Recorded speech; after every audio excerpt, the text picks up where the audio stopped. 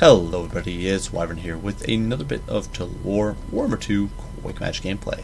This time around we are on the Dragon Isle playing as the forces of Norsca against the forces of the Tomb Kings. And what I wanted to do in this matchup is try out a spell that actually got reworked quite a lot in this past match, and I think in a very beneficial way. And that is the Glittering Robe. Now previously Glittering Robe was honestly one of those spells that was trash and you basically never used. It gave plus 30 armor and plus 8 leadership. When overcast, it did it in an AoE. Well, Glittering Robe's been reworked. Now it's basically just a better flesh to stone. You get plus 60 armor baseline, no leadership, and if you overcast it, it's just a relatively cheap spell. If we open it up here, you can see for overcast only 12, you get an AoE, which is pretty awesome. 60 armor, obviously no laughing matter. That is a huge damage reduction. And I wanted to try it out. I figured, Tomb Kings, while Tomb Kings do have a lot of AP monsters, and they do have a lot of AP shooting, a lot of their infantry is not AP. And oftentimes, especially against Norsca, which is a pretty lightly armored faction, a lot of the shooting you're going to see is not AP either. It's stuff things like Legion of Demonetization or Skeleton Archers, crap like that. I figured, it might be worth a shot to try it out here. Otherwise, I did bring some other decent kit in my opinion. I did bring Plague of Frost. In case my opponent brought big constructs, I wanted something to quickly debuff them and shoot them down with this horde of Marauder Hunters with javelins. And then I did have Searing Doom, which I think is a great bombardment against cheap, squishy infantry, which once again, Tomb Kings have a lot of. Otherwise, we do have a very wide front line. So Marauder Champions and Marauders on one end, double Marauders on the other, and then for the anchor, if you want to call it that, it's like the front main line here. 5 units of Berserkers, one of which is the Brutes of the Hound. They're backed up by Throg the Troll King, who has Fight or Die, Copious Vomit, and Foe Seeker. Finally, over here in the trees, in case my opponent went with Harass, or if I needed to harass his backline, we do have the Beasts of Tashnar, as well as the Norsca Ice Wolves. The Beasts of Tashnar are very cool. They do have 50% missile resist, which is one of those things that I actually didn't even realize initially. I thought they were generic Norscan Warhounds, but no, they're hella tanky. They can do a lot of damage too, because they've got Frenzy, they've got opponents are large, definitely brutal.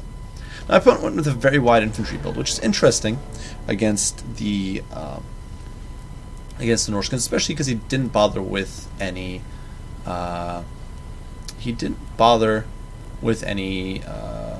magic. He has 2 Tomb Princes here, both with Tomb Strike, both with the Curse of Jaff, backed by a Tomb King, who does have the Reanimate as well as Tomb Strike, so, decent overall.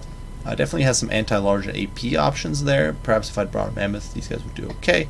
The Tomb King does give you some okay staying power and holding potential.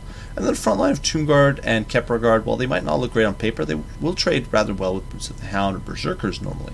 Tomb Guard with Halberds, once again, some more anti-large in case I brought Mammoths probably. And then a Cask of Souls to bombard me, already up to 8 kills against my poor Berserkers. This has been buffed in the last patch with more accuracy. And the Blessed Legion of Demonetization over here with Armor Sundering, which once again, that should help these Tomb Guard. If I brought a bunch of Marauder Champions, these guys should definitely be a huge help. I do think the lack of magic here is a bit of a mistake, but otherwise I don't think this build is bad. You can see my opponent actually backs up to get the high ground advantage here. And I'm trying to prevent him from quite sneaking all the way up on this. So you can see him sallying forward with the Hounds here, trying to sneak in, get on these Archers, get on the Casket of Souls, but I'm forced to kind of back off and just leave these guys alone. As these poor Berserkers here are actually going to get charged by the Tomb Princes, which is a little rough for me. I didn't really want this. I wanted to get my full-blooded charge here with the 36 charge bonus, and it's not working out. But elsewhere, the Marauder Berserkers are going to dive in. The Brutes of the Hound here going toe-to-toe with the Kepler Guard. And in the meantime, the Javelineers are pushing up, and they're going to be able to start chipping away at these Tomb Princes, who only have bronze shields when they're mounted like this. You can see that hail of javelins is going to come down. Unfortunately, these Berserkers are losing Frenzy, and they're rapidly falling apart, but we are going to cast the Glittering Robe, which is going to bump their armor up to 75 on both these units. In fact, all 3 of these units is going to bump their armor up a whole bunch, which will make this Tomb Guard a lot less effective. And then we do bombard the whole area with a Searing Doom. In the meantime, Throg the Troll King is going to dive in here, pop in his buffs to keep the guys around, and beat the snot out of these darn Tomb Princes who dared to intrude on his poor Marauders. Elsewhere, in the meantime, we are collapsing on the Kepler Guard, and here in the back, these Berserkers that actually snuck past are now going to get intercepted by the Tomb Guard with Halberds. But what this does mean is that my opponent's backline is now compromised. The Beasts of Tashnar are diving in on the Cask of Souls, the Norscan Ice Hounds getting in on the Blessed Legion of Demonetization. They're an okay damaging unit. They're an okay light cav-esque unit. And they'll do definitely some damage against this Blessed Legion. And meantime, these Marauders are going to start maneuvering around the flanks, looking to get more opportunities. My opponent's really blobbed up here, which, in my opinion, a huge mistake. You never want to blob up like this, because you get much less efficiency. You can see Marauder Berserkers have at this point lost the Glittering Robe, but it seems to have helped them absorb a lot of damage. These Marauders especially, you can see, doing much better against the Tomb Guard than one would expect. And we're not going to be able to collapse in on my opponent. In the meantime, you can't see the javelin fire. My opponent has pushed through with his Tomb Guard, but we're going to start javelining to the hell out of these Tomb Guard. You can see we're just raining in, shot after shot. The Tomb Princes are now goners, so Throg is able to focus on the Tomb King. And at this point, it's basically just a matter of time. The balance of power is now decisively on my opponent's favor. These Berserkers, despite not getting a good charge, are going to munch through these Tomb Guard with halberds. They're just too monstrous, too beastly to be stopped. And elsewhere, Kepler Guard is getting destroyed pretty handily, though definitely getting disproportionate value here. I think they actually beat the Brutes of the Hound in a straight-up fight. Almost guaranteed they would.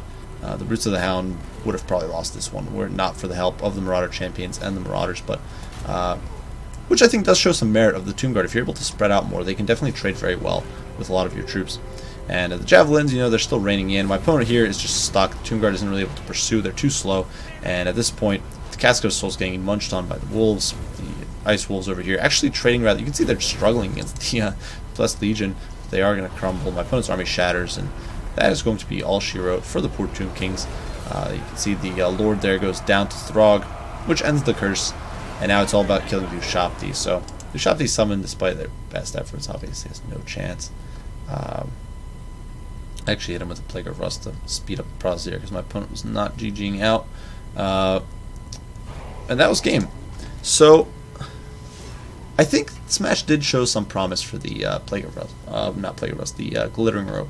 It's a little tough. It was a one-off game, but I think that we did get to see how some of the Berserkers and some of the Marauders actually held up a lot better against the Tomb Guard when they were upgraded like that. Now, Marauders will normally get mulched by Tomb Guard. Tomb Guard is very well built to slaughter cheap chaff. It's actually not a bad trade, I think, with Berserkers. They'll trade okay, because Tomb Guard has very high weapon strength. They've got very solid melee defense, and respectable melee attack. They're an all-around great unit. Tomb Guard is like one of those units that there's a lot of very great infantry in the 700 to 800 price range, and I'd rank these guys right alongside Graveguard for one of the best infantry in the price range.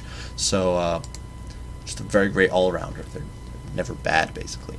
But with the buff from the Glittering Robe, the Berserkers were able to trade much more effectively. The Marauders, especially, were just able to hold for a lot longer against the Tomb Guard, which is important. That's definitely nice. It lets you get that rage off as well, which of course the Norscans have on all their troops.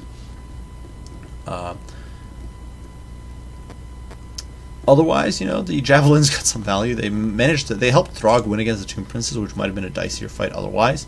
We got some dice bombardments. There were some other spells and buffs and debuffs we used, but I actually don't think I used the Plague of Rust until the very end. But definitely some good value out of the Marauders, definitely some good value of the Berserkers. But mainly, the spells, they work. They can give you some benefits. And if my opponent had a bunch of archers, for example, that could have been a huge lifesaver. Berserkers normally melt the archer fire, but, 75 armor, that's already, you're looking at an average of, I don't want to math hammer too hard here. I tend to nerd out on these things. But, that's like 55% damage mitigation. Something along those lines. Which, that's decent compared to the usual 7 or so, like 10% maybe that they get. What is it, like 10, 11%, something like that you normally get with the with Berserkers. You're taking far less damage than you normally would. So it can be a huge impact, and so I definitely enjoyed using it here, getting some benefit out of it. Yeah, I'm not sure this is necessarily the most competitive build. For example, I think that if you were trying to be really competitive, it might be better to strip away a few. This might be too many Berserkers, honestly. Maybe bring some more Marauder Champions. Maybe cut like 2 of these Marauders and 2 of these Berserkers and just transform it into Marauder Champs. Marauder Champs may be better, but and if you give them more armor, once again, they're going to be completely bonkers. They're going to be up to like 140. But regardless, well played to my opponent. I don't think you want to go in with without a caster as Tomb Kings. I think casters are a huge boon for this faction. My other critique here would be the lack of shooting. Certainly he has the 2 Tomb Princes to provide some anti-large. Certainly has the halberds technically and the Blessed Legion, but really, if there was a mammoth here, you might be in a bit of a pickle, and I think you'd be better off going wider. Tomb King might not be a bad idea here, honestly, for raw width, but go wider, bring more skeletons with, say, spears, and bring a lot of archers, and honestly, you'll get some great value, in my opinion. If your opponent brings a mammoth, Blessed Legion, and like 3 or 4 units of archers, will tear through a mammoth in seconds. It doesn't matter what sort of mammoth it is. And if it's a feral mammoth, it'll rampage, and you can just Shrek it. If it's a normal war mammoth, yeah, sure, it might get on some of your archers, it might hurt you a little bit, but you know, you can bring a Lore of Lightcaster, have a net, and then just have all those archers crossfire them, and you'll get a huge amount of value off the table very, very quickly. And that can be so potent. So that's my 2 cents there. That would be my recommendation, shaking this build up. The Casket of Skulls is always a risk, and I don't really think it's worth it, because Norsca doesn't have such elite infantry. They're an infantry faction, but their infantry's tops out around 1,000 gold, so they're not really that amazing. But regardless, well played to my opponent. I do hope you guys enjoyed the video. I hope you found it entertaining, and hopefully showed you guys that I think the Glittering Robe's got some uses. It can definitely be a big buff in the right circumstances. So, yeah, I do hope you guys enjoyed. As usual, if you enjoyed, be sure to leave a like, subscribe, share, all that good stuff. If you have any comments, any criticism, do not hesitate to post them. I will do my best to respond as soon as I can. I do thank you all for watching, and I will see you all in the next one. Bye for now.